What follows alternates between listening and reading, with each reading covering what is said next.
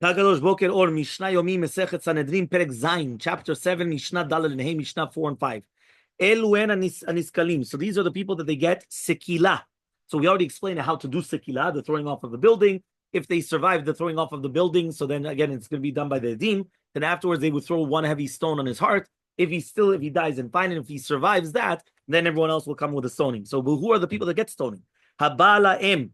If somebody has relations with his mother, Valeshetav, or his father's wife, Valakala, or his daughter-in-law, Valazachor, right, or on a male, Valabeema, or with an animal. All these people get sekila.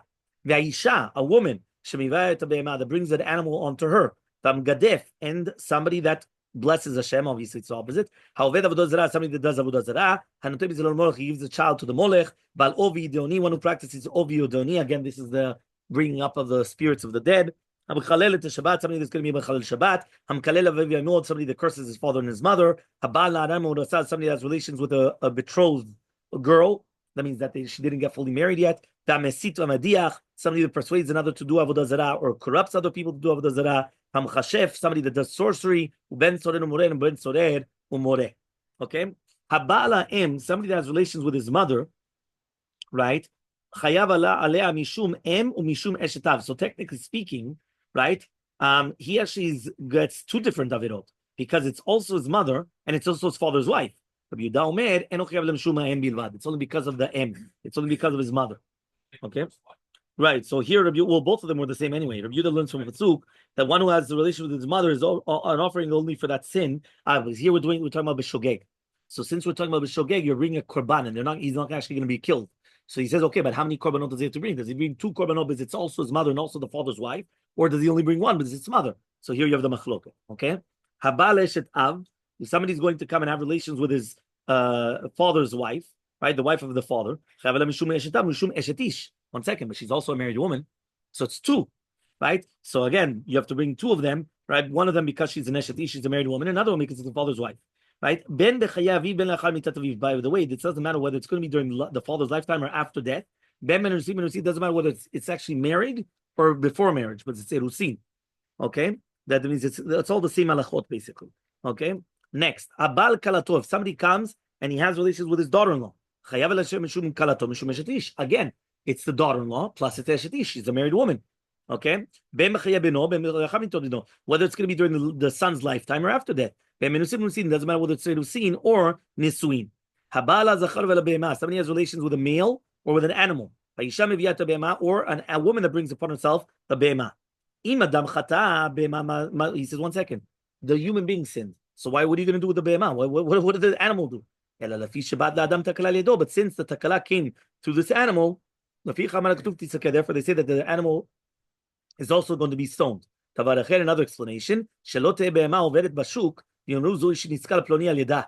say, this is the animal that basically went with Ploni, that because of that, Ploni went and was killed. So in order not to embarrass the human being anymore, we have to kill the animal. Right? Just like what happened with Bilam. He says, now he says, now that the animal spoke, now I have to kill the animal. Beforehand, I was going to kill you and the animal was going to live. But now that the animal spoke and went against you, now I have to kill the animal and you're going to live. Right? Because it cannot be an embarrassment for the human being. Right? But again, so two different reasons. Either because it's not to embarrass the human being, that this is the animal that this guy came and he was killed because he went with the animal, or the fact that this animal was a takala, that it was a stumbling block for the human being, we have to kill the animal as well. Mishnah Hey, Mishnah 5. Hamgadef, somebody that's going to bless. Again, obviously means the opposite. Bless Hashem.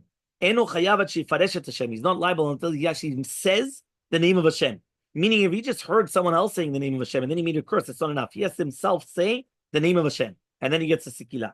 Amar Yehoshua ben Kulcha says Yehoshua ben Kulcha, bechol yom danin et haedim bekinui. Every day the judge comes and he deals with witnesses with a substitute of Hashem's name. Yakeh Yossi et Yossi. They would ask, did he say Yossi should hit Yossi? Right? You're right, Yosef, Yosef. Using Hashem's name, Nigmar Adin. If it's Nigmar Adin, lo logim bekinui. They cannot kill based upon a substitute of Hashem's name because they must hear the witnesses repeat exactly what the guy said. Because they have to hear him say exactly what he said. So he says, they take everybody out of the room. That means nobody else is going to be there other than the Vedainim. What did he exactly say? They have to know exactly what did he say. And then he says, They stand up, they tear their clothing because they just heard the curse of the name of Hashem. And they're not allowed to sew it together. Now the second one, all he has to say is, I heard the same thing. I mean, he doesn't have to say the same thing again.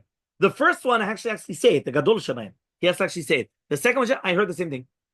And the third one is, again, is going to say that, I heard the same thing. And by doing that, we're going to, meaning that it can't just be, yeah, he did. No, I have to hear exactly what he said.